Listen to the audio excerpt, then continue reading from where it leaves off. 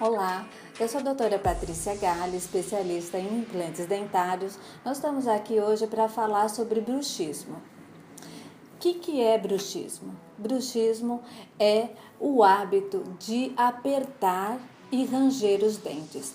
Pode ser só apertamento dental ou conjuntamente com ranger dos dentes. Qual é a causa do bruxismo? Bom, atualmente a gente conta com dois fatores. Fator neurológico, onde o paciente simplesmente recebe impulsos neurológicos que dê vontade para ele fazer o apertamento dental e o ranger dos dentes. Pode ser inconsciente, que é durante o sono, simplesmente ele aperta os dentes, ele range os dentes. Ou durante o dia, conscientemente, ele simplesmente também do nada sente vontade de fazer esse apertamento dental. E tem o fator psicológico, que está ligado a fatores do dia a dia, estresse, emocionais, que pode também estar afetando diretamente o estímulo que dá o start do ranger dos dentes. Muitos pacientes me procuram e realmente eles têm a dúvida sobre ele possui bruxismo ou não. De uma maneira clara, sucinta, o que a gente pode passar para você que tem essa dúvida? Quem tem o bruxismo, geralmente ele começa a sentir umas dores musculares nessa região que a gente chama de masseter. Dores articulares, dores de cabeça e dentária quando há um desgaste horizontal dos dentes. É um desgaste assim nítido que a gente pode observar esse paciente está com bruxismo. Agora nós vamos para a parte melhor, que é do tratamento em si do bruxismo.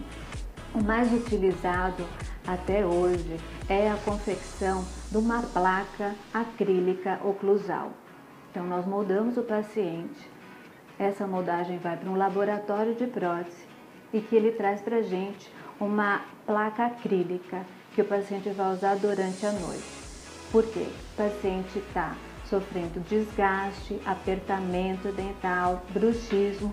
Essa placa vai estar protegendo toda essa estrutura dental.